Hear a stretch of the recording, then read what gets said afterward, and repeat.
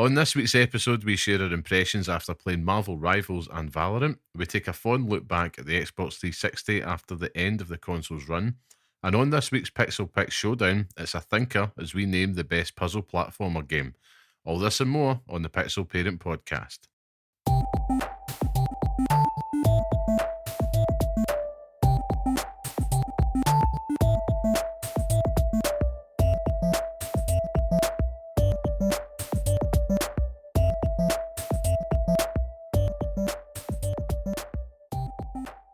Hello and welcome to the next episode of the Pixel Parents Podcast, the show that discusses all things gaming from the perspective of parents. I am your host, Liam Kelvin, and today I am, of course, joined by Scott, the Tastemaker Curry. How are we, Scott? I'm fine. I don't want anyone to think that the beard isn't here, because the bearded one wasn't there, but very true. I'm still as hairy as I was, if not more hairy. And I'll let y'all kind of think on that. But all over the Sasquatch. So hairy. But I'm good. I'm back to work, which is always good, you know. Oh yeah. It's always nice to get a holiday, but it's always nice to get back, they say. But first day back, and yeah, the less said the better. But good to go. I'm happy to be here and discuss all things esports, because I'm now primo esports. Yeah, discussing in this podcast. It's felt like that this week, hasn't it? I'm the same as you. Back to work today after a week off, and yeah, I can get used to that life. It's good, isn't it? It's good. It is good. It's kind of, if I take anything more than a couple of days off, I kind of forget my job a little bit, and it takes me a few days to kind of get back into the swing of things. So, but yeah, it's just been one of those weeks. Just been playing a lot of multiplayer stuff, which is funny after last week's episode when we were kind of talking a little about single and multiplayer. Aye, kind of forcing ourselves to do it though. Yeah, for our integrity and to provide the listeners with our opinions on games. Yes, as a games as a thing. Hey, like you say, the content life chose us. You know, chose us. I'm big on Valorant now. Huge. We'll get to that in a minute.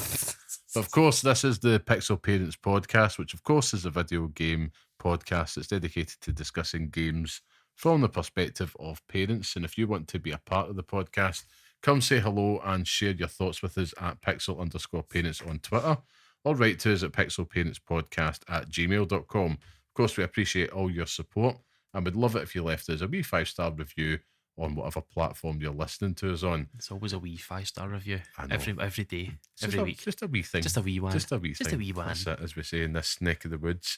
But of course, why we ask? Because it helps us out. Of course, if you want to share us as well, feel free. We won't stop you. That'd be fantastic. Tell your friends. Tell everybody. But if you're joining us now, thank you. And to everybody that listens to us each and every week, we really appreciate that. So, all that out the way, Scott, you touched on it there. So what have you been playing this week? So before we jump into multiplayer life, yeah, give me the single player update first. I mean, anyone that has been listening to this in the last few weeks, it's becoming like the Final Fantasy VII saga, because literally all I've played is Persona. Persona 3. I'm dying to end this game now, and it's, you know, when you get to the end of a game, like I know it's going to end right, and it's not a hard game. Like I think that I'm playing it like on like one of the medium difficulties or whatever, but I'm playing it as God intended. And you know, when you get to the end of a game and you know that there's like a fight coming up, so if there's like good weapons or there's good things that you can get, you kind of want to have them first before you do it. Yeah. No interest in that the entire game, right, whatsoever. But then in Persona, you've got, so you can fuse together the different Persona to create new Persona, right? So like it's like fusing together a Bulbasaur and a Charizard and getting Lugia, right? Do you know what I mean? Like Nice. something like that, right? But you get these special fusions. I think they're called dyad fusions or something, where you fuse together multiple personas, like maybe 4 or 5. And throughout the game, you build relationships with each person, right? And say, for example, my best mate is like I've maxed out everything. So there's 10 levels, so you go out with them for an afternoon, you get a wee bit of lore, and then it boosts it. By the time you hit level 10, it gives you this special fusion. So some of them are like Lucifer, some of them are like Beelzebub, whatever it is, right? But Beelzebub. Same thing. Right. I think it actually is Beelzebub in it though. All right, okay. I mean, correct me if I'm wrong. I only know that because of Queen. But go on. I think it is Beelzebub because it's in Tenacious D. But what do you call it? So I've literally been working on this slate of ultra personas, and now I'm ready to go. But now I'm like, maybe I'll just max level all the characters for no reason. I don't need to do it. It's just stretching this game out longer than it needs to go. But I think that by the time next week comes, I'll be finished it, and I'll be moving on to the next thing, which will be a big gaping hole in my life because I have no idea what I'll do next. But maybe it will be Valorant. Maybe I'll become the esports contingent of this podcast, and I'll go to the Olympics. Is it Tokyo or something like that? They've said that they're going to do it. I'm going in the next Olympics. I'm going to say yes blindly. They made an announcement that there's an Olympics coming up, and they've announced that esports are going to be part of it now. Dropping some news on you, but I think they're putting like League of Legends and like Street Fighter and Tekken and all that in it. Nice. But instead of going down games that I actually enjoy, I'm going to just hop on the Valorant train and ride that till it's done. So we'll get to that. We've got a couple of. It's like pure delirious tiredness. Do you know what I mean? Like we've got a few impressions to share actually. In contrast, I suppose we've got Marvel Rivals and Valorant, but I suppose you mentioned last week you're playing with the Wii one. Yes. How's that been going? It's still going, and you obviously very kindly gave us a Barbie game to play, which is the game of choice now. Lovely. It's good. It's good fun. Dreamhouse Adventures or something like that. Yeah. The sad thing is I know all the characters in it. Like I know them all.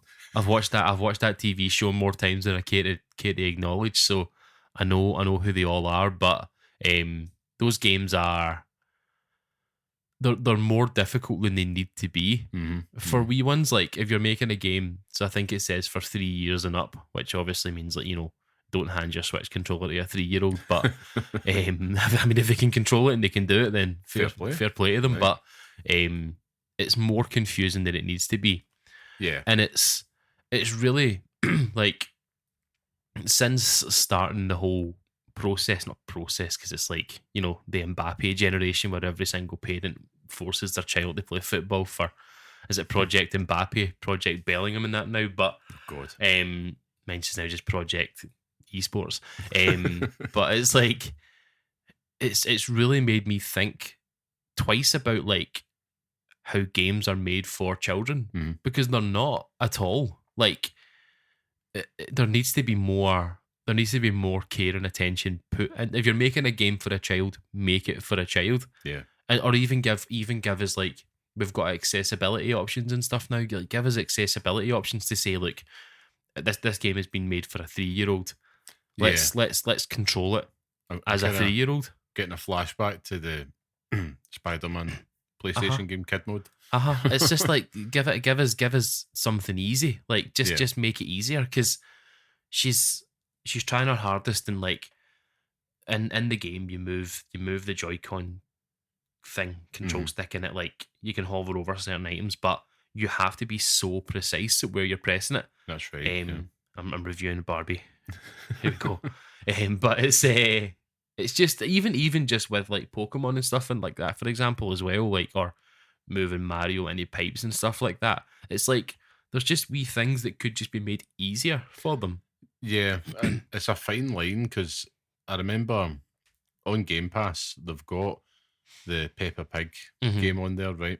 So my son's seen that straight away because he's obviously a child. They love Peppa, can't stand it. But they pick up the game, we play it, and it's very much like left and right. Yeah, tap the A button, and it's very simple. But it's not well made. Yeah, so that there's still that stumbling block. And I know it's just because there probably isn't a large market out there for it. And then we thought we'd try the Bluey game, and that's in more of a 3D space. So again, trying to get them to understand that this language effectively, it is really tough. And you're absolutely right when you're talking about the Barbie game, because we picked it up for my daughter. She actually had asked for it. I think it's because she's seen her brother, and she thought, right, I want the Barbie game. And obviously, she's got like ASD and stuff like that as well, but she was getting like very visibly frustrated and upset because it wasn't moving fast enough and all the rest of it, and it became just a total faff. I remember just turning it off, and it's like, I'm never booting that one up again. It's kind of like that. It's kind of like that anyway. You know what I mean? It's just it's slow and cumbersome, but it's you know, it's good for her. Like she knows the characters, and she can, like, you can dress them up and you can put makeup and stuff on them, so that's nice. But I don't think it'll ever be a replacement for the real thing, you know. Like, she's got her Barbies in the house and she'll play with them anyway, so she can do that. But I do think there's a place for like making games and making them control, even just like, let's say it was Pokemon, right? Let's just say you didn't have to actually control it. Like, it kind of just took you through on that journey. You hold forward and it just directs you in a certain path. Like, there's a golden path and it takes you down that route. Do you know what I mean? Like, you can just follow it. The battle still exists because you're still walking through the grass and stuff like that. You're just not grinding levels. And then, you know, you don't have to worry about if your Pokemon faints. Like, every fight, it heals itself and it's fine. There's no peril in that anymore. It's just like there's ways to make these things easy, and I'm not smart enough, and you know, I don't have the qualifications to do that. But I definitely think there's a place for, if we're going to try and keep this whole market viable and don't rely on games like Fortnite and Call of Duty to raise our children. You know, like, we need to start making games for children. Like, I bring it back to my nephews, and like they've been playing games their whole life, right? And never played a single player game until this year, and the game that they chose was Elden Ring, and they're going to be 14 or 15 next year. So it's like they've been brought up playing Fortnite, and that's the norm for them. Do you know what I mean? But you have to have the dexterity, and they've learned that over the years. But there's a big curve there, and I think that if you want to even just give children like an insight into this is what you can do, like, and there's different buttons and stuff that you can press. There's something there. But that's my high horse. That's the soapbox this evening. I think it's great playing with her, and it devolves into me taking the controller and doing it myself. But it's I wish I could just say, or there was an option just to be like, if you've been stuck on this for too long, it just does it for you. Do you know what I mean? Like, and it just gives them that. It gives them that, so it then just takes them through it. But, or just say to the game, look, it's a child playing this. Do you know what I mean? Like, there's an option in the options menu saying child mode. Yeah. And then it just says, right, okay, and just brings everything down a notch just to make it a bit more enjoyable for them. Like, they're not having to press the A button 100 times to skip through dialogue. It just goes through it. It gives them like a sort of shortened version of it, a shorthand of it. But there's something there, and maybe I'll do something with it. Maybe I won't. Maybe I'll forget I've had this conversation until Friday. But we'll see. Yeah. I mean, you mentioned it there. So this week, I've been playing more of Pokemon Scarlet with my son, and he's been asking for it. He keeps calling it the new Pikachu game. I'm like, okay, but I was delighted. I figured out a way on the control problem. So I have him sitting on my knee, usually side by side, and we just pass it back and forth. But he's quite happy, so I will do the walking, and he does the battling. So that's kind of good, and it's really hard for me not to get sidetracked. But he managed to catch a Pichu, so he was delighted. Very good. We spotted it, and it's like, we need to go. It's obviously planted. It's very, very early game, but it's the dialogue stuff. But I'm like, look, whenever you see that little triangle in the box, if you remember the Pokemon stuff, just keep hammering that button. So he's doing that, and it's like the battles is much better because at least he's getting that feedback of, I've pressed a button and here goes Quaxley's used a water gun, that type of thing. And it did make me think, it's like, are these really made for kids or are they kind of older? I'm not sure. I mean, again, if I look back to Pokemon Red Blue, I don't remember how I ever got through it. I know. Like, being there, when did Pokemon Red or Blue come out? 1996. Right, so if I got it when it first came out, I'd have been 5. 5 years old. Like, there's no way I'd have been able to navigate the whole way through that game. Yeah. Like, go and find Cut. Go and get, Flash and stuff like that. Mental. Like, it's impossible. But you did it. But you did it. You still did it. I mean, the movement's got more, 3D, of course. Yeah. But the way the dialogue works in the menus and stuff, they've got slightly more complicated, but it's still the same. It's still the same, aye. Which is mad. Obviously, if it's not broken, don't fix it. Aye. But no, I've been enjoying it, and we finally found like a groove to continue it. So for the first time, I was like, right, I'm not as frustrated here. Because it can be a frustrating experience. Keeps on using Leer. He did. Like, he actually he did. I was like, right, just tap A, and he tapped down, then press A for growl. And I'm like, that's a waste of a move. Why have you used growl? So I'm like trying to teach him the ways, like just attack moves, mate. Attack moves all the time. Aye, that's it. We managed to learn a wing attack and get rid of growl straight away, but there is one other like special defense, like drop ones, and even when I was a kid, I never bothered with those moves. I know there might be hardcore Pokemon players. It's like, let's drop the special defense, and I'm like, no. It's just it's menu options that I've never looked at. Exactly. Like, I've never looked at the base attack for my Pokemon ever.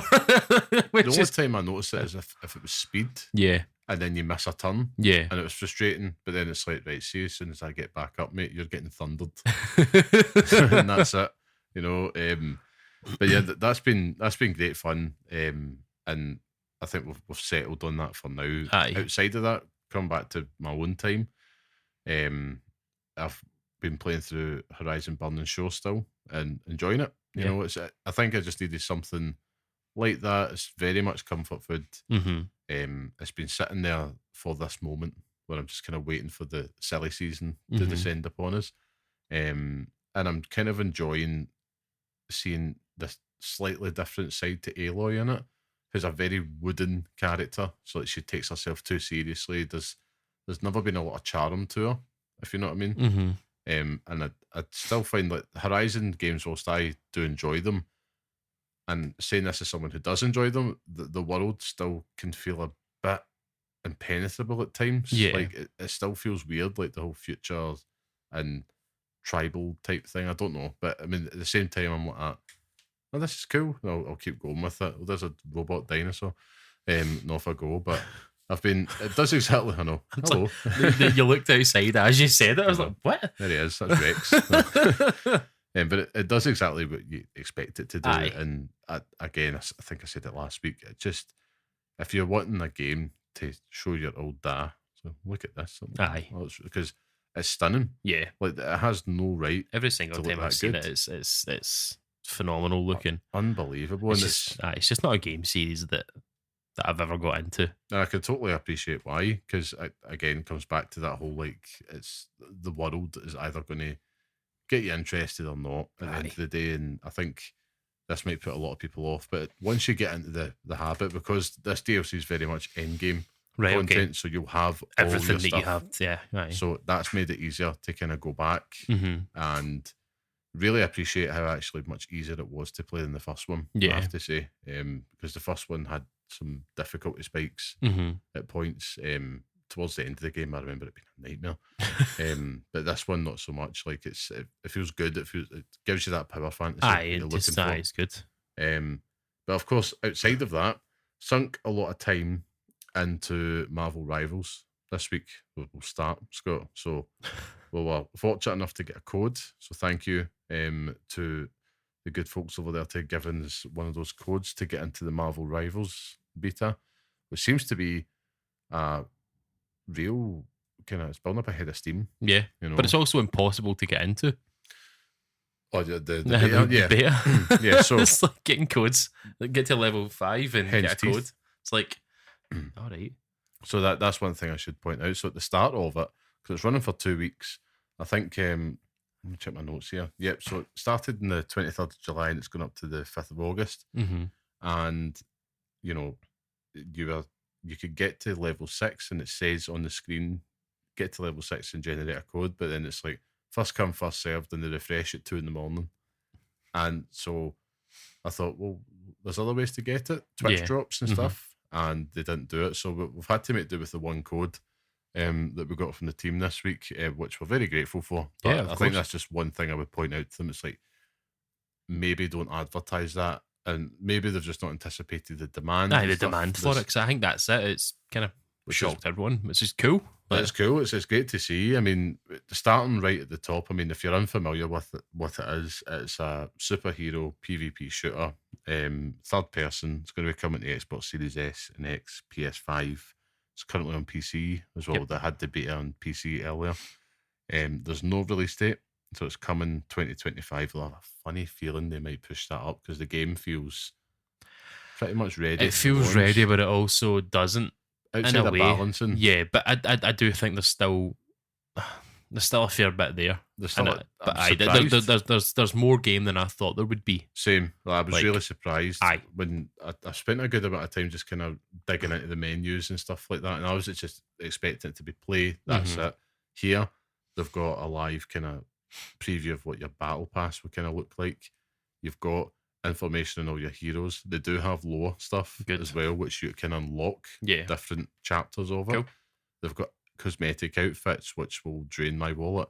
They've got like the store in it is live as well. It's really feature rich for a beta product as well. But cards on the table, this is an Overwatch clone. It's like a reskin.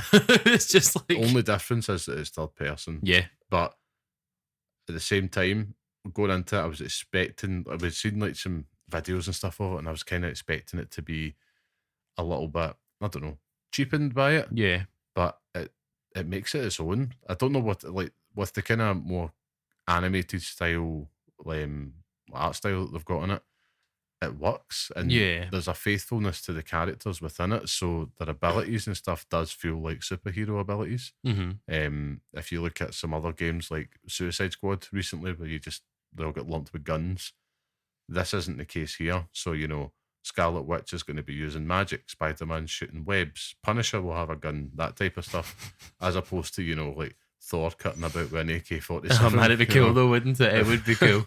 Maybe keep that for Fortnite. But I suppose I've probably put the most hours into it. Yeah, you have. Between us, I think there's a lot here that I like for sure. I've come away definitely thinking I am going to play this game when it comes out. Like Marvel Mark aside, right? I've enjoyed just kind of jumping into a round. It has the same type of Overwatch. So you've kind of either got objective-based control or you move the payload. Yeah. And if you've played that in Overwatch, it's the exact same here. Finding my main, which has been good fun. Kind of rotated. So there's difficulty levels similar to Overwatch, and it tells you that on screen. Each hero has their own different mechanics and how they work. And you've got like 1-star difficulty characters like Punisher, which is very much Soldier 76.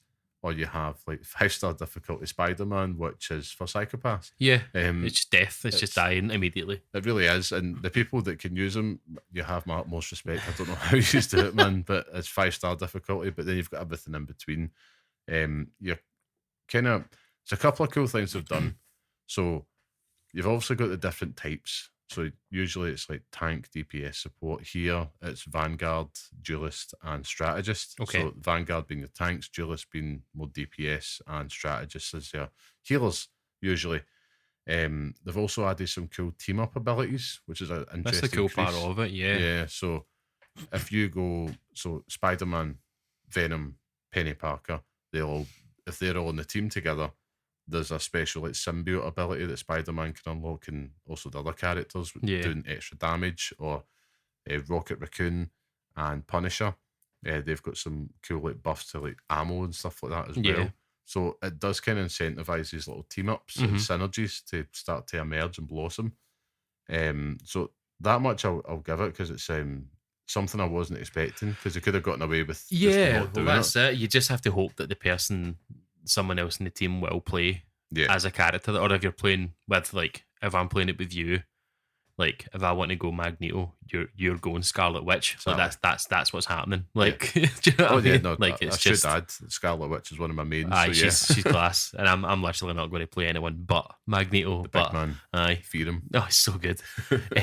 But it's good. Like, it's just like an extra. It's just like an extra wee thing to think about. Like, you're not just going in there and mashing R2 all the time and like L2 and stuff like that to get your wee bit abilities up. There's just extra wee crinkles that sort of thrown in there as well, which is nice. 100%. And I think as well, I should add also on this, it has a tutorial mode. Now, we talked about Concord a few weeks ago. We were both saying how we kind of longed for that. There's a full featured tutorial mode in this beta as well, which I was shocked at. You can do like team support training, you can do like just kind of damage based training, you name it. So it's just a cool place to kind of go in, try them out, get a feel for the characters, because you will need to spend time with them. It's not, unless you're going somebody like Punisher, which I recommend everybody does, kind of day one, just go Punisher, just get a feel for the game, but then maybe work your way up to Spider-Man. Or just don't. Just don't work your way up to Spider-Man. Just put him to the side and let everyone else pick him. That's very true. I mean, there's some fantastic characters on here. I mean, I've put notes here going through each one of them. I mean, if anybody, in terms of the tank characters, you've got like Bruce Banner, Hulk. So obviously you start as Bruce Banner and you can immediately ultimate into Hulk and then go one step further into Monster Hulk, which is pretty cool. But it's like when it was first announced, or when it was first being sort of shown to people, people were like, it's just like Diva. And I was like, how does that work? It's like Hulk is a mech now. Like, Bruce Banner is driving a mech now. And I was like, what? So like, to make it make sense is that you start as human Bruce Banner and then you can become the Hulk. But when you get killed as the Hulk, you go back to Bruce Banner and then you have to sort of survive for there. So in effect, Hulk is the mech suit. Very good explanation. And he doesn't blow up. True. Like Diva did. True, actually. I forgot about it. But yeah, you'll spot there's very clear inspirations behind the types that they're trying to build, but they've done a good job of it. Because if you're going to do it, you might as well do it right. I still don't understand how they're getting away with it. That's another thing, but that's a different discussion. But I mean, you've got other tanks as well. You mentioned Magneto, who takes an absolute pounding, and King in your hands, fantastic. So Magneto, he's so good. Doctor Strange, who right off the bat needs nerfed. I'm sorry. So he's got these cool like portal abilities and stuff, which is great in the right hands. But you can also like do the shield. Just I forget the guy's name in Overwatch with the big hammer.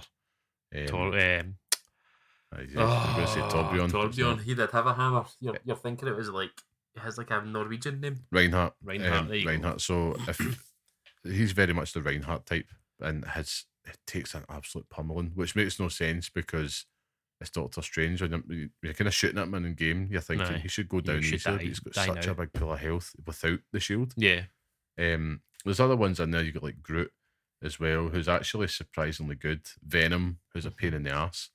Too much health. Far too much health. So one of his abilities, if you get a boost, so as your health goes down, you can press it to trigger it to give you a shield. The lower your health, the higher like kind of shield that you'll get on yourself. It's not a shield, but it's just extra health. It's extra health. So again, tanking, soaking up all that damage. Roadhog. Effectively. As I mentioned, you got like Magneto as well, and Penny Parker's another one of the tanks. And Thor was added, was he not? Thor just got added after Comic Con, as did Jeff the baby land shark. Goated. I'm so happy. I love Jeff. So he's more of a strategist or a healer type. I've never seen someone play a hero shooter the way that you played it with him. Like it was like a leisurely swim. It's just like doing nothing, just so floating around. It was class. I mean, the fact that you can press LB and you basically go underground and it's just your little fin showing, and you can wall crawl, and he kind of makes a little noise like Jaws as well. It just makes me happy. But you know, he's a great healer. The best healer is Luna Snow. Like she's another one of my mains. I think I had so much fun just dishing out like heal to the rest of my team, but she can also do damage, so she's a legitimate choice to go. And I've noticed she's quite popular.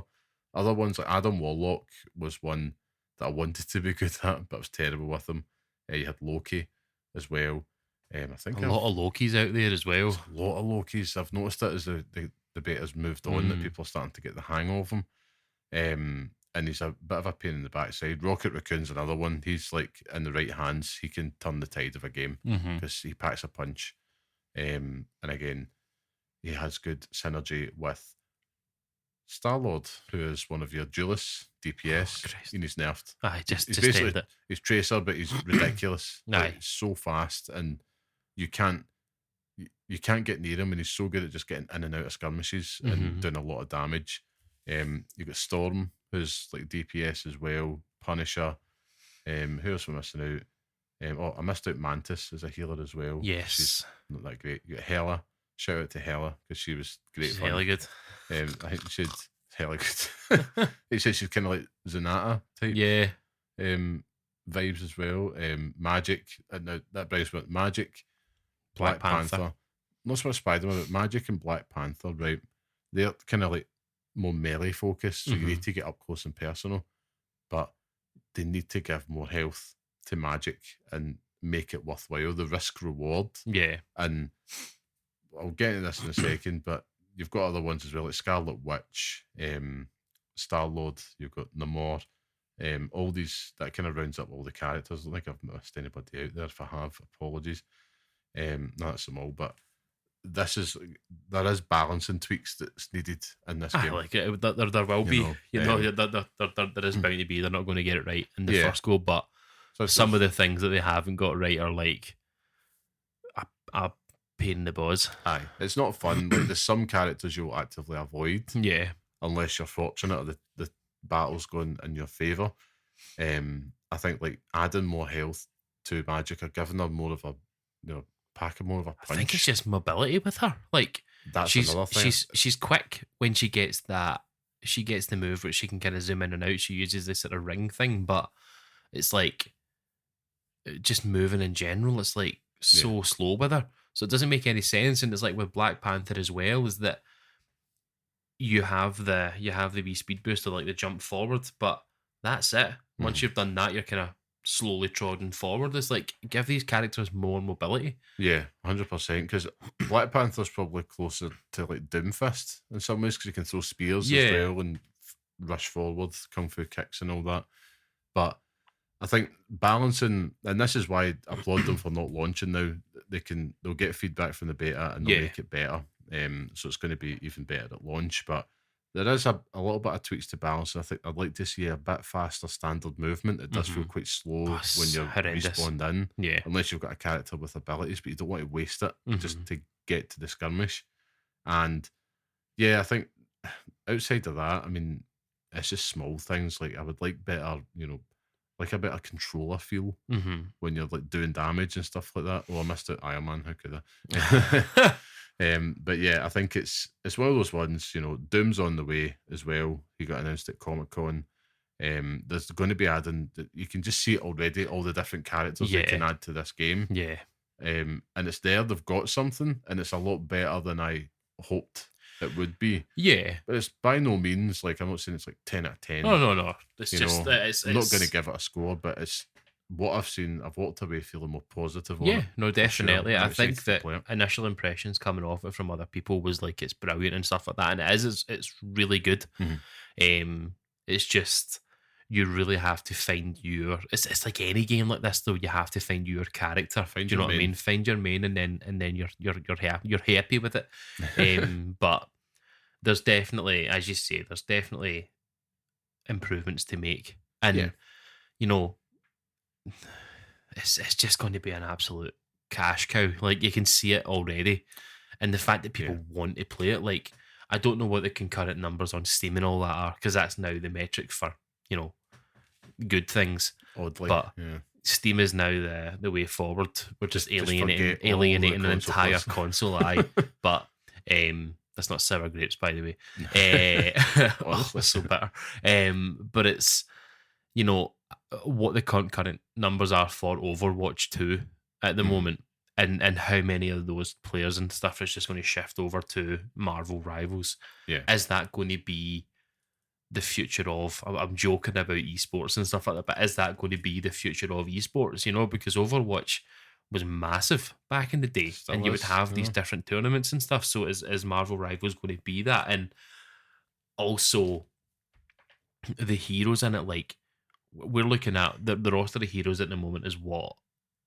At least like just shy of 20 or just over 20, 23. 23. Like they could plan this ahead where we've got the Fantastic Four movie out next year, and we could have you could see it already. We could have them there. Do you know what I mean? It's like tying into all this stuff.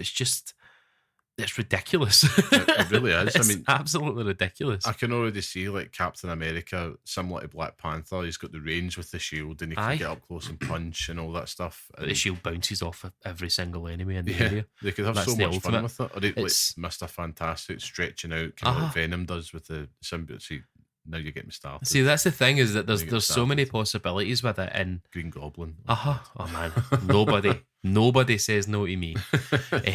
It's just that there's a million different possibilities with it, and as you say, skins and stuff like that as well. Well, that's it. I mean, like drop me an Ian McKellen skin on Magneto immediately, and I'll just give up games forever and just play this game for the rest of my life. Even in the style, because I mean, like the presentation of it's fantastic. Like you go into the hero menu and they've all got bespoke animations. It's badass. It's anime as all hell, and it's great because it's unique. It's not just a MCU inspired. That's what I was going to say, is that they're not the same characters that we're used to. It's like you're not playing as Insomniac Spider-Man. You could, do you know what I mean? Like if they ever decided to go down that route, but Spider-Man's probably not the best option for it, because there's hundreds of different variants of Spider-Man. But think about like Magneto, give me Michael Fassbender. Yeah, it's absolute perfection. But it's just there's loads of different things that you could do with it, and and then you've got like a million different characters that you could now have in it. But that's where it becomes messy, because then the balance, and you have to balance everything out, and that's going to be in the long term how they manage all that and stuff as well. Because and I think there's a couple of things as well. Like some of the map designs on the whole, I thought were good. There's a couple of them, particularly when you're pushing the payload, it just twists and turns a little bit too much, and there's not really a clear. Didn't feel natural to get back to the skirmish. To be honest with you, again, feel like I'm nitpicking, but but it's true though. If you're going to ape Overwatch, you have to do it right. Do you know what I mean? So it's back to that game feel. But that's the problem, is that this isn't the first game to do this. So it's like there should be more scrutiny on it, because it is an Overwatch clone, but it's doing so much right, and it's doing it well. So I mean, and like you mentioned, they've got the Marvel IP, the endless possibilities to kind of make bank on that. The game is good. It can only get better from this point, unless they do an Overwatch and make it 6v6. But it's like, I'll just change it. They can make it 7v7 or something like that. But in terms of this, I've come away thinking I'm definitely going to be playing this at launch, and I want to. I'm excited to just kind of be like, if I'm in the mood for a multiplayer, I can jump into that for a few quick rounds and be very happy, and try to not spend a lot of money on cosmetics. You will. And the thing is, it's quick. Like, the rounds are quick. Exactly. Which, I mean, to wrap things up on this, like we mentioned, I think my overall impression of Marvel Rivals is that I'm quite impressed. It's not the kind of like the cheap game that I was kind of thinking maybe fearful of. So it's definitely one that I want to see more of, and I'll be definitely watching that space. But you mentioned that the rounds were quick, so we also played Valorant this week. Now, talk about a polar opposite. Scott, I'm just going to hand this over to you. Oh Christ, right, okay. Why? I played Valorant for the grand total of about 2 or 3 hours, maybe. That was one round. That was me just playing one round. I don't even know what to say. What is it? What is it? It's a tactical squad-based shooter. Aye, it's like Counter-Strike. Yeah. I'm assuming that all the characters and stuff in it all have their own wee abilities and stuff like that as well. They do. And it's brutal, man. There's obviously a market out there for it because it is this tactical shooter, and we've seen success with. You mentioned it earlier on when we were playing it was like Rainbow Six Siege and stuff like that, and but it's just not a game for me. Like that's it. It's coming off of playing Marvel Rivals where you're having all this fun. The characters are full of personality, and then you get dropped into this. I'm not a big fan of first person anyway, but it's having to laboriously stalk your way through this map to get hit with one bullet and die immediately, and then get shouted at over team chat for absolutely no reason. It's just not for me. I think that my first experience with it was good, and when I played it the last time we recorded, it was good, and I didn't download it. No, in fact, I did download it. I've just not played it at home, and maybe that's what I'll do. But it's a very serviceable shooter for what it's trying to do, and there's obviously a groove to it. And I think if you're playing in an actual party, it might be better. Yeah, because you can plan it. But if you're jumping in there solo, you have to rely on the other teammates, and you're kind of following them because I've never played it before. So the first time I played it, I did really well. I thought, I was getting a good few kills and stuff, and I was having fun with it. Played it again, and it was just like, I'm here for the next 45 minutes, and I'm not having any fun with it. I think that's the difference is that with Marvel Rivals, I'm having fun and there's constant things happening, whereas with this, there's like no sound. It's like really quiet. I'm having to listen for footsteps and stuff, and it's search and destroy. Do you know what I mean? It's not a game mode that I enjoyed in COD, so it's just like that's all I felt playing it. Like again, to be fair, it's just not my cup of tea, like you said. But this game did not respect the time that I had at all. Like it's 1st to 13. Yeah. So I remember the first ever game that I had played on it, and I was playing it for about 45 minutes. The first team, they took a 10-0 lead. My team came back to match it, but that took a long time. Yeah. And then it went to, my team took the lead 11-10, then they came on to win with the 13.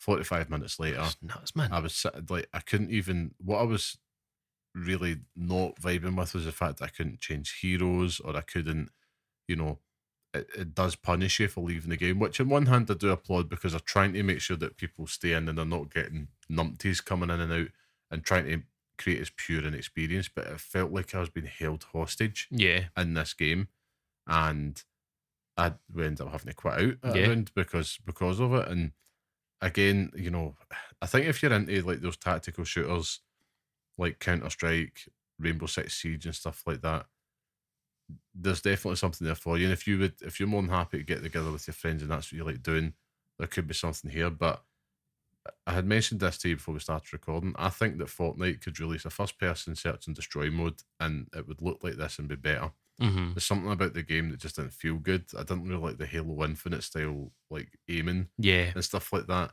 It felt very obtuse, like there was too much. It felt like homework to me, and I was just kind of thinking, the flow of this game just feels a bit sticky. Yeah, and all the while I was thinking I would just want to play Rainbow Six Siege, or I would actually prefer playing Search and Destroy, which is a mode I don't play that often, but it's like at least it's in and out. Yeah, and I know at worst 10 minutes, which is a long that's round. It. Yeah, but and it feels long at 10 minutes. Do you know what I mean? Like this is just mad.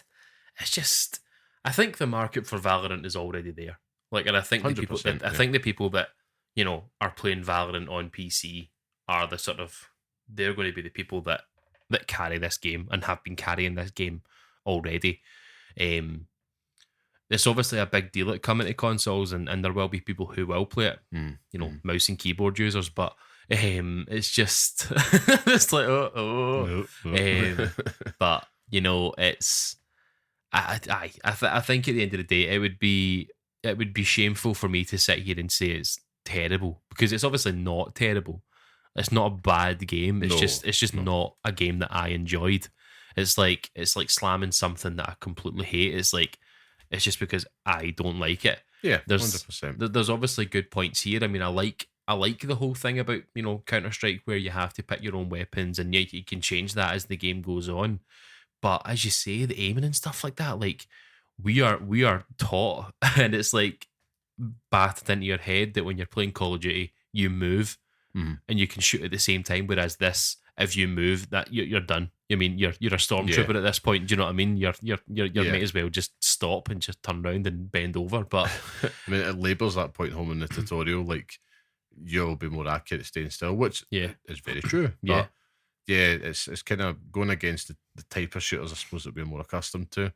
And I'll happily say it's a skill issue on my part, but I think it's just not my cup of tea. I'm totally with you. I don't feel like the game's badly made or cheap or whatever, but because there's a lot of polish in it and it looks great. Like it's obviously got personality, and I think that maybe I've just not picked the right character for it. I picked weird Tash McSoldier face, but that's the thing. I don't have any. I've got nothing to do with these characters. It's like the word you use is personality. It's just be as well made as you want. I didn't feel that the game had any personality, and it's also like if you're into this, great, but you're going to have to put at least 3 hours aside to get a good session on this. I think. And I didn't like the feeling of my time being captive to it. Yeah, I didn't feel in control. I didn't really think about it until you had mentioned it, but it was like you're being held hostage at this point. Like there's no like leave. They're not going to put it as an option in it, but leave the game early. Do you know what I mean? Like who wants to devote all this time to this? Why is it first to 13? Like why are we doing this? If we think of it from the perspective of ourselves and our listeners out there, so something can and usually always does happen if you sit down to play games and the kid gets out of their bed or something, you're done because you're going to have to leave and then you might get a penalty for it in the game. So I mean, for that, I don't really feel that it's particularly friendly to our audience. There's just something to bear in mind if you're tempted by it before you jump in. Penalises you for situational disabilities. That's true. Penalising it. I nearly had to penalise myself because I was choking to go to the toilet playing as well, and I couldn't go. But the ravages of age. But yeah, I suppose it's two contrasting things here. I mean, Marvel Rivals felt more positive on, and Valorant probably not something we'd recommend. It's just not for us. But I think that with Valorant, you know already if you like it. Yeah, I think like it's not. Just play Rainbow Six. I don't think it's something that you're going to see in the PlayStation Store or the Xbox Store and be like, do you know what? Today is the day that I'm going to play Valorant. You turn it on and it's like, I've got no idea. I also didn't play the tutorial, so I mean, I kind of handcuffed myself on that. But you did kind of shoot yourself in the foot there, mate, to be fair. But it's to wrap it all up, though. I mean, we talked about Marvel Rivals, talked about Valorant, right? So the hero shooters. Coming back to Concord now, after playing all 3, do you think that it's in trouble? Is it dead on arrival? Is the DOA? DOA? I think the numbers are saying that it is, and Steam numbers are saying that it is. Pre-order numbers apparently are as well. I mean, it's just all negatives coming out for it. Does it need to go free to play or PlayStation Plus route? I think there's, if you were to get, so bringing it to an example that Xbox had done in the past, where with Killer Instinct they brought out Killer Instinct the game and you could buy that full price and you would get all the characters and stuff, whereas you had a free version of it on the Xbox Store that would give you limited access to certain characters when they were out, and you could play the game as normal. If you had an option, I mean, it's not really, you can't really do that in this game because you can't tie characters behind people's backs, but I don't know. I really don't know. I think that there's a serviceable game there, and I think that, I'm thinking about Valorant and stuff. I don't know the name of the characters, but I can still remember all the names of the characters that I played in Concord. Yeah. And I had a really great time with that, but I don't think £40 is a steep ask for folk. I don't think it's a ridiculous ask. And if you're talking about buying a battle pass and buying skins and Marvel Rivals, you're paying that already. I don't know what you're talking about. Do you know, it's like if you could pay that and you could do that every single month. Yeah. Whereas you're getting a complete game. Like, they came out and spoke about not having a battle pass. Yeah. And they're talking about all the different game updates and stuff that they're potentially thinking about in the future, and all the different support and stuff that they're going to have. And that's great. Like, how often do we have that nowadays where a game releases and that's it? Feature complete. It's in its complete form. Like, we had issues in the past with Street Fighter Cross Tekken where it released and half the characters were locked in behind DLC, which was already on the disc. But I can't see how that's a bad thing. Like, I'm not the apologist. I'm not the Concord apologist of the world. Do you know what I mean? Like, I'm not going to be the only person that buys this game. But I think that there has to be, you have to give, is it Firewalk Studios and Sony their flowers in terms of they're putting a game out there that is complete. It's good, and maybe it's not everyone's cup of tea, but you can't push studios to say, you've pumped all this money into developing this game, but the market isn't there. Make it free to play, and maybe folk will play it. Yeah. Change the entire nature of what you've done up till this point. Put a battle pass on it. Is that the solution to everything now? Like, make it free to play and put a battle pass on it. It feels like that's what people are. That's the audience that's expectation. What they want. It's just like, but then it's. I said this to you the other day, and I've thought about it since, in terms of, if Marvel Rivals was to come out at £40, we wouldn't bat an eyelid. There would be no thoughts about it. It would just be like, we'd pay for it, and that it'd be fine. Like, it's just, it could come out a full price game and we wouldn't even think twice about it. But they've got the unfair advantage with that IP. The IP, and that's going to sell gang. That's going to sell gang beasts, But it's just, I don't know. I do. I mean, there's obviously something there with Concord, but yeah, it's just unfortunate. I think that I do think it's dead on arrival, to be honest with you. There doesn't seem to be the clamour for it. And when you look at the Twitter posts and everything on it, it's just people commenting on it saying, make it free to play, make it free to play. Everyone just kind of bastardising it. I think there's definitely, I'm with you, I think there's something there. I stand by it. I think there's space for it, and there needs to be. Again, game felt great, had fun playing it. I think, it's either going to, I hate to say it, but I think you're right. It's going to die within a year, or it's going to be made free to play or made available in PS Plus. I do feel that it had a negative momentum against it, and it's continued.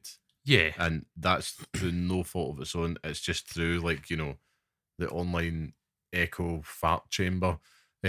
Just people. I feel like it never really got a fair shot, because people are immediately just talking about, and ourselves included, actually, from the minute it was revealed, it's like, if that's 70 quid, dead in arrival.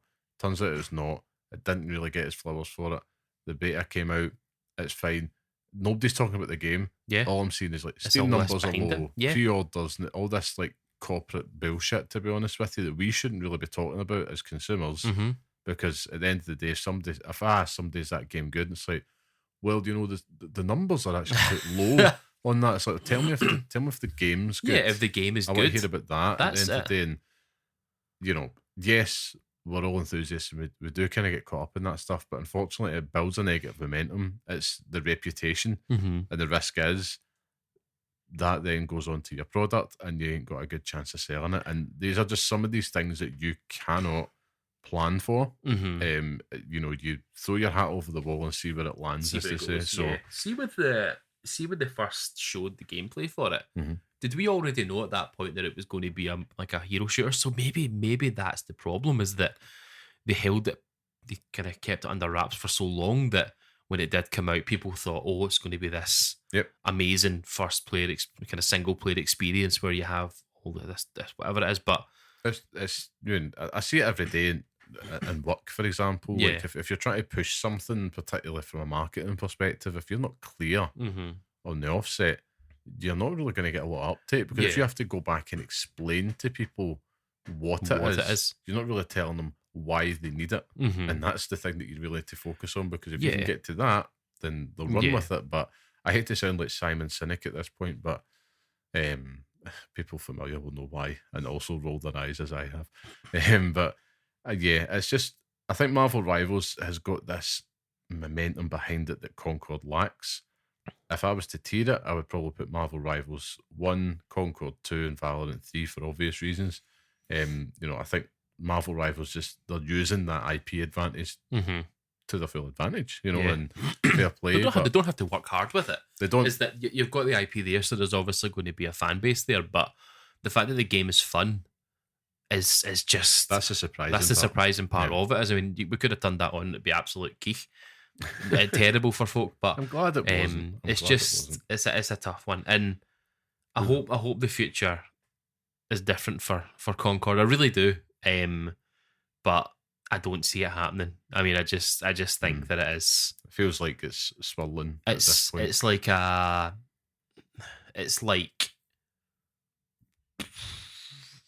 like being Rey Mysterio in a Royal Rumble. Even though he won it at number 1, I think, but it's like being like tiny wee guy. Santino Marella. Santino Marella entering number 1 of the Royal Rumble. Like it's straight back out. Like it just feels like, putting it down, but I don't know. Like they're obviously putting the weight behind it though, because they're releasing the controller for it, which I think looks cool. I mean, it's such a tough genre to crack. I mean, look at Battleborn. Yeah, that just died straight away because Overwatch, and it was like nobody gave that the time of day, and it's like gone. Self included. It's like, I'm not playing that. I'm playing Overwatch. I'm not playing that. But I mean, we'll watch the space. We'll keep a keen eye on it. Who knows? But right now, I wouldn't be putting a bet on it. Put it that way. But I think we move on, Scott. And again, it's looking like we're getting a good old bumper episode this week. We've got plenty of stuff to still talk about. And what we'll move into now is our main topic of the show, which is in remembrance of the Xbox 360. Of course, this week, the Xbox 360 Game Digital Store shut down for good. So it's effectively ended the console's legendary run. RIP, pull one out for the homies. Pull one out. But I thought we would take a wee look back, just kind of looking at, the impact of it, the highs, some of the lows, etc. Obviously, we know what the lows are. We know what the lows are with it. But I mean, I'll kick things off for you here, which is like, I look back at this. Take me back. I feel that this console is a particularly seminal one for people around our age, in the sense that it was the first one that I think really got people hardwired into online gaming. Yes. Plus, it was there at the kind of the advent of HD gaming, titles like Gears of War, Halo 3, etc. I think it just felt like everything was hitting for this console at the right time, and the catalogue that it had. Yes. It was like, man, these guys are cooking. They're doing something good here, and it'll immediately to go from PlayStation 2, which is like everybody in the gran had it, and if you would say to me, our next generation will all be an Xbox, I'm like, I was thinking about that earlier. It's like, no. It's like exactly. You're Sony fanboy for my whole life, and then tell me that I'm going to have to play this. If we look at the kind of success lineage of these generations, Xbox being top of the tree, as they were there, is ever increasingly kind of looking like a Leicester City type situation where it's like, where did that come from? And obviously Sony's kind of re-cemented themselves within the console space as the leader with Nintendo, and now Xbox finding themselves in third, or so they say. I mean, I don't have data to back that up, so you're just going to have to go with me. I believe him. Yeah, that's it. 96% of people believe that. Yeah, it's just add a number to it. But yeah, I think, I look back at it and the impact in terms of what it had for online gaming in particular. Yeah. I mean, you say Xbox 360, a lot of people will jump back Call of Duty. Yes. Modern Warfare 4. And it's like, like everybody was playing it that I knew, or the majority at least, on that console. Not to say PSC didn't have it, but the 360 was just, it was in vogue. Yes. It had swag, and I just wondered, will you ever see Xbox at the peak of their powers like that again? I mean, what would it take to get back there? That's the difficult I don't even thing know. It was a pure vibe, wasn't it? Like the Xbox 360 was class. It was just you had the games. I mean, and they were coming thick and fast. You know, like there were loads of them. Eventually, you know, you had like online stores and stuff like that. So you had like arcade and all that and things, and you could play them with your friends. But it was like your weird games. Like it was full of stuff like that, and you would find time for it. But it's the console that I first went online for. It's the console that I first remember actually buying to go online for Black Ops 2, which we went back to. But we won't remember you. But it was just it was so good. Like creating the avatar and stuff like that, like creating your wee guy. And I think it's done so much in terms of an impact to really make gaming a social thing, as well as kind of hard bake these expectations of it being a media device as well.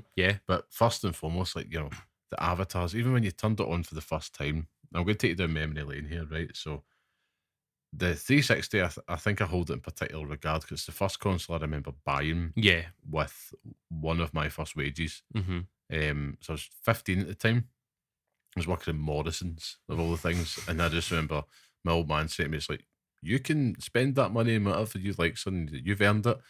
And in hindsight, I'm like, that wasn't a good move, you know, because you've created a monster. But he was right, and I remember just saving up the first couple of paychecks, and I went straight to game, and I bought an Xbox 360, and with it, I had got 2 games. I got Elder Scrolls 4, Oblivion, goated, and Rockstar Table Tennis. I was absolutely buzzing. And I didn't even have a HD TV at the time, but I remember getting home, booting it up, the blades, you know, on the main menu and stuff. Like, and it was like, this is cool, you know, and Xbox Live, what's that? And this was like 2005 at the time, so I didn't get it straight away at launch. Close enough. And I had to go buy the wee wireless adapter. The wee dongle thing. That December I went and bought it so I could get online to, you know, try out Gears of War and stuff like that as well. And we all knew Halo 3 was in the horizon. It just felt like so exciting. And then that just continued. Like, I remember like buying like the old WWE SmackDown v Raw games. Like, oh, look at the sweat. Look at that, you know. And even ones like Dead Rising. Which was one of those games that was like, wow, this console's starting to feel special now, you know. And then, as I mentioned, Gears of War and stuff. I remember buying like Viva Pinata and stuff like that. Like all these games just like totally head over heels and in on this console. And so I'll always look back at it fondly for that reason. And I was sad this week, you know, kind of seeing like that's it gone. It's kind of just all vanished into the ether. And there's so many other games, you know, particularly from the Activision catalogue that I'd like to see back. Surprise, surprise, the Marvel IP ones, but even ones like Prototype and stuff like that. I mean, they didn't have to be 10 out of 10 games, but I just were good remember experiences and stuff. Like you have your memories with them. Like I remember my Xbox became, you know, de facto Guitar Hero box because it's literally I spent maybe, you know, 3 years of my life devoting every single day of my life to becoming good at Guitar Hero. And I remember completing Freebird for the first time on the Xbox and just being like, I'm probably the coolest person I know. Like genuinely the coolest person I know. And then you watch the Guitar Hero episode of South Park and you realise that it's all wrong. Yep.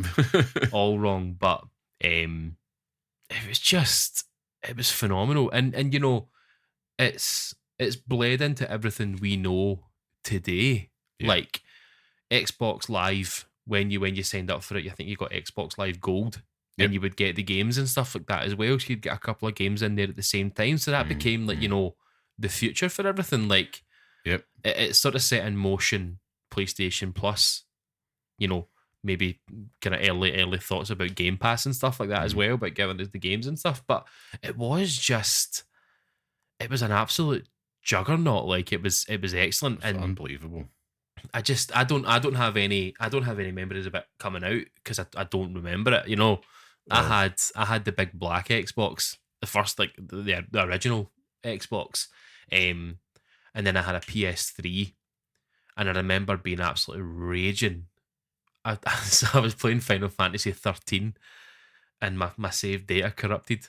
And I lost like 60 hours of progress after fighting Barthandelus for like the second time. All you Final Fantasy 13 lovers out there join me. But I just remember thinking, I'm never playing this again. And I just put the PlayStation 3 aside. Or the Metal Gear Solid 4 box aside. And then I remember just thinking, I'm going to buy an Xbox. So then I went out and bought it. And oh my God. It felt like that was a place to be. Because I remember I purchased a PS3 in 2007 purely for Uncharted. I remember playing it and thinking immediately, I was like, this was a very expensive rental. You know, like, because it's like there was nothing there. And it's like, if there was any other game, so I had the two consoles, and if they were multi-platform, I'd buy it in 360. It wasn't even. But that's the complete polar opposite to the way we look at things now. 100%. In terms of, you know, everything we buy now is on PlayStation 5. And it was like that. It was exactly like that. Like everything I was buying was Xbox 360. And the catalogue of games and stuff, like you'd walk into a game store and it was just lines and lines of boxes on the shelves, just Xbox 360 games. It was wild. And I remember like the first Mass Effect being exclusive on it at the time as well. The Mass Effect 2 came out, and that was the only game I remember like beating. Had it there, and I went and bought Mass Effect 2 again on PlayStation 3 just to convince myself it was different. I just enjoyed it that much. But I remember like when it launched, in like all the games and game stations, they had like the station where you could just go and play it on that Samsung HD TV with the kind of diagonal arrow bit at the bottom, and it was King Kong. Oh yeah. You know, and I remember going at my now brother-in-law's, right? So he had it, and he went and got the TV that he had, and it was just like such a shit hot setup that he had. And you know, that was the first time he had played like Rockstar Table Tennis. He had like Dead or Alive and all that as well. And it was just fantastic going up there. And at the time, he was actually reviewing games, so I remember like that was the first time I remember setting my eyes on Fallout 3. They had the review copy and stuff like that, and it was just like, wow, like this is incredible. And I even remember, if you think back to it as well, it kind of helped ease in DLC as well. With all that, they go back to the Elder Scrolls with the Oblivion and the horse armor and stuff like that. I remember sitting looking at that in the store, like, it wants me to do what?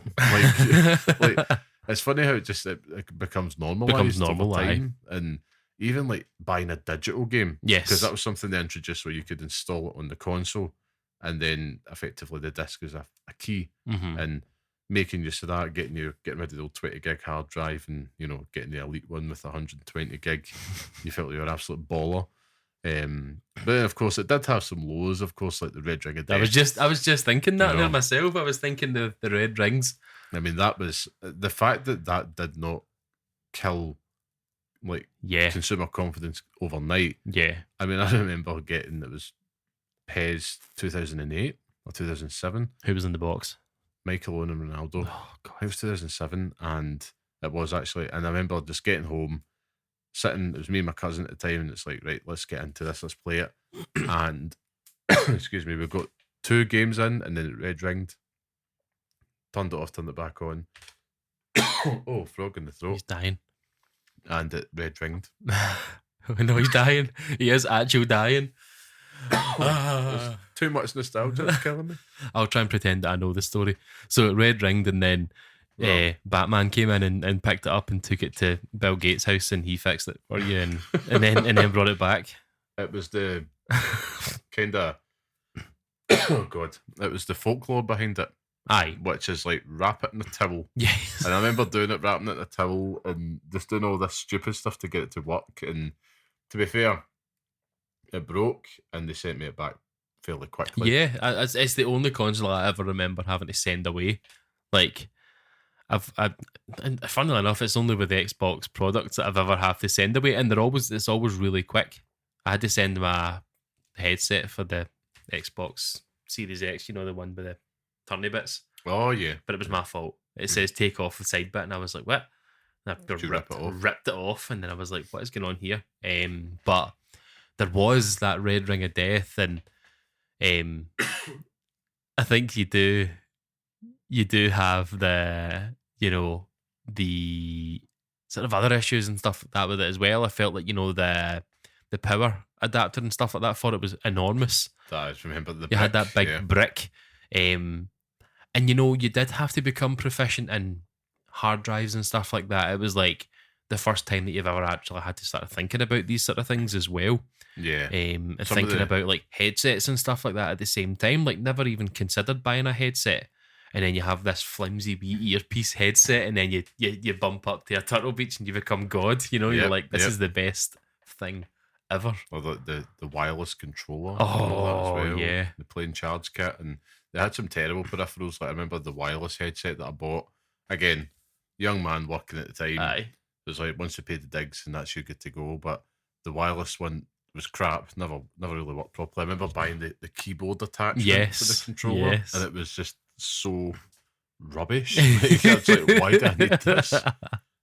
But at the same time, it just felt cool. And they all came in those big, ungodly plastic things that you could get. And yeah, it was such a good console. And, looking forward at kind of digital ownership and all that. It's one hole in the armour, I suppose, that they can just switch stores off. And it can just go away forever. So sad. I think I spoke about it earlier in the podcast's life where you couldn't buy Soul Calibur 2 online anymore. And it was just like there were some games on there on the Xbox store that you just couldn't do it anymore. But it's a sad thought. But it's definitely going to go down in history as one of the best ever, and rightfully so. I mean, rest in peace, 360. We shall miss you. And I would love it if Microsoft could capture that magic again, and I don't know how, because it's magic. Yeah, it just everything just hit at the right moment, and PlayStation slipped up. It was just great. Times were great, and we were all young and had time to play. It was fantastic. What a time to be alive, as they say. But of course, we should move on, Scott. That means that it's time for the Pixel Picks Showdown, where each week we each pick a game from our chosen theme and decide which one deserves to live on the hallowed Pixel Picks list, which is our definitive list of the best games we recommend to pass on to the next generation of gamers. The last week's theme was JRPG with a shock winner, I would say, because I didn't expect it. And that was Pokemon Gold Silver becoming the latest addition to the list, which I reckon there's hate mail coming. There's hate mail coming. I'm going to start spamming. Let it come on, spamming the Gmail account. You were robbed. Scott was robbed. Just to put that hashtag in there, Scott was robbed. If you feel that way. But of course, this week we're going to be debating what the best puzzle platformer game is. And as always, last week's winner goes last. So I'm going to take a back seat here, Scott. Let's get to it. What's your honourable mention and what is your pick? Don't have an honourable mention. Do you have a pick? No, I have. Well, maybe an honourable mention. So, obviously, in the past, I was a big fan of the old Abe. Mm-hmm. So, I mean, any game that you can fart, and I'm a big fan of. So, Abe's Odyssey is it was great, but was it Madawkins, like, yeah, they were great, man. Like, I used to love all that stuff, but I just used to like, it didn't even play the full game. Never completed that game. It was just the demo you used to play. Oh God, excuse me, that impression of the slug scope me. It was just like, total formative experience, and it's just there's a reason why it is just classic PlayStation. Well, I need to join you in this because it's an honourable mention for me as well. Yeah. But I remember my older brother, he broke his leg playing football really bad. It actually ended his football career. It was a shame, but he was down in England, so he came up and stayed with us during the recovery for a few weeks.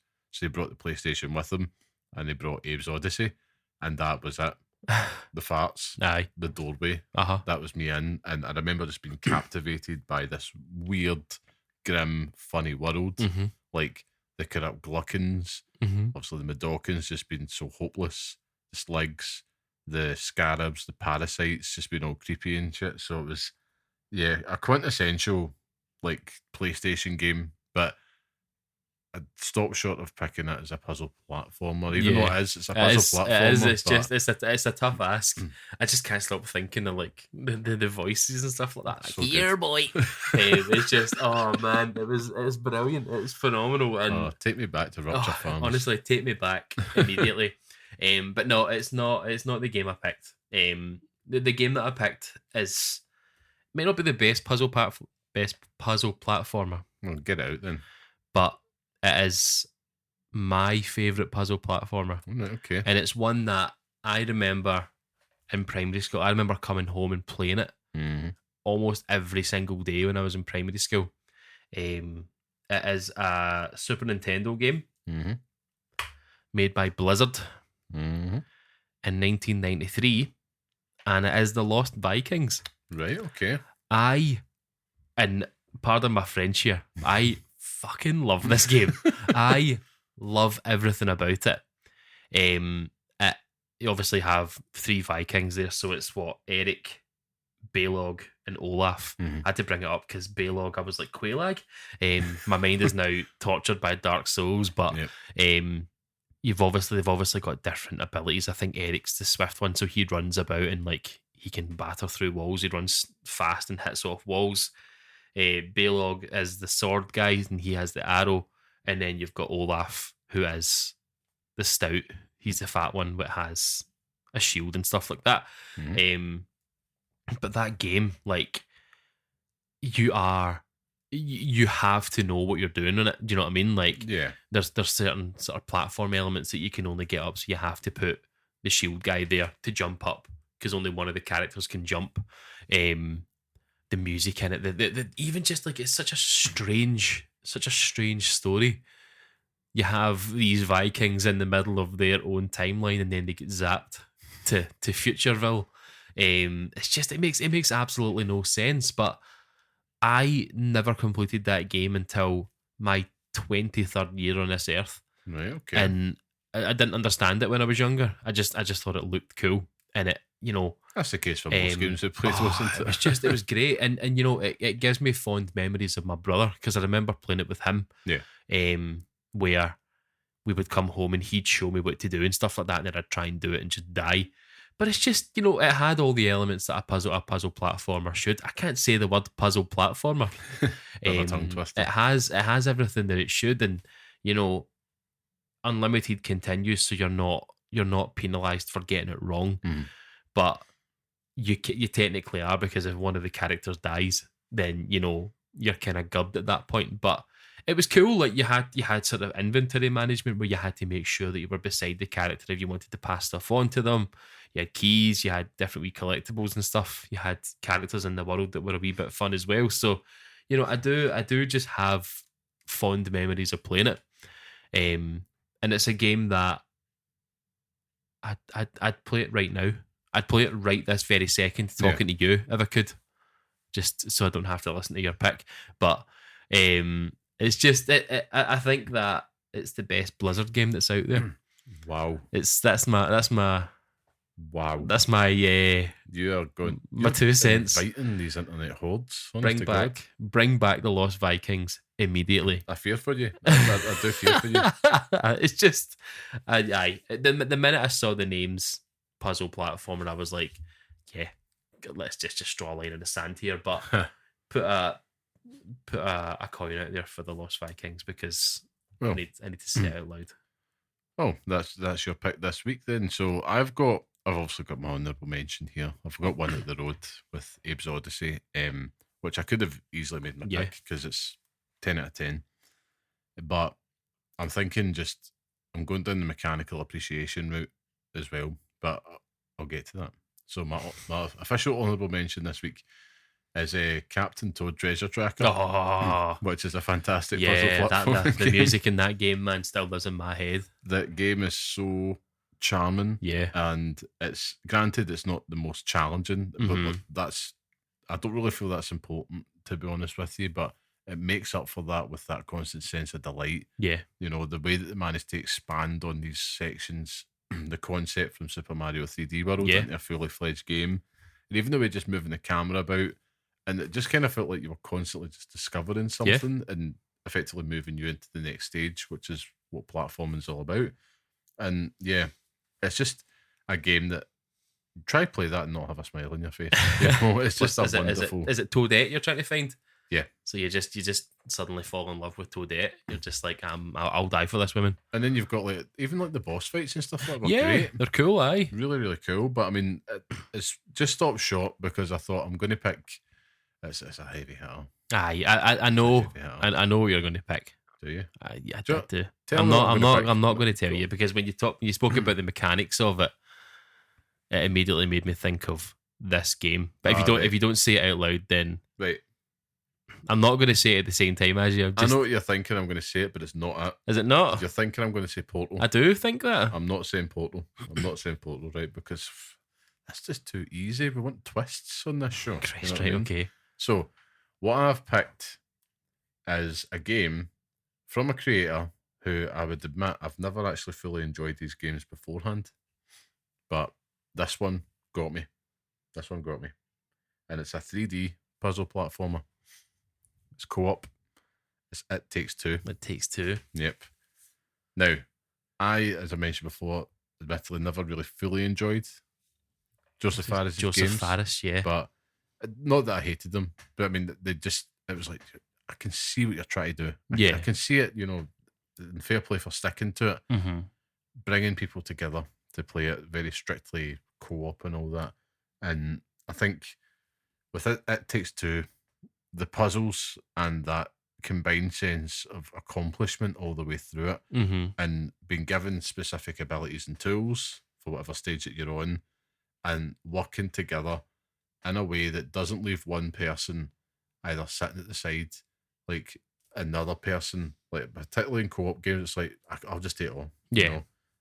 It's not like that. You have to, there's a synergy between the two players at all times. Yeah, there has to be. And it's so perfectly balanced. Yeah. Like, it's unbelievable what they've managed to achieve with that game. And the only downside, of course, is that you need to play it with someone else, but I applaud it for that because it is just so fine-tuned. Yeah. To giving you these puzzles, giving you these obstacles to get over together as one. And you're always doing something to complement that player too whenever you're playing this game. And like I said, you're never really sitting idle. By having each other there, I can't really think of anything that really comes close to that, because it's like when you say co-op, almost thinking shooter. Yeah. Go there, shoot that thing. It's not. It's something that you can... I can't think of anything else. It's like, here's some puzzle platforming for you in this lovely like 3D space, and the environments are so cool. The art style's amazing, and then it totally like thematically ties in with the story that they're telling as well, which is amazing. There's really nothing else like it, to be honest with you. It's all about Cody and May, finding that sense of commonality, which of course is the love that they have for their daughter, but they're doing that through finding commonality in what they're doing together. And it's a game that, I remember I didn't play it till after it got all the plaudits, and at the time I was thinking, what? Game of the year? Are you on drugs? But, playing it, and it's like, I'll eat the crow on that one, because this game is bloody fantastic. And I get it. Yeah. And it's deservedly so. I mean, it's giving me one of my favourite memories of us playing a game together with that elephant. Like, it is legitimately one of the funniest memories I ever have of playing anything, because it's just so unexpected. Hilarious and traumatic. Yeah, it's great. It's so funny, man. Like, it was just, it's excellent. Aye. It's a game that I wish, I don't think this very often, I wish my wife played games. Aye. I've thought the same thing, and I could never convince my wife to do it, but it'd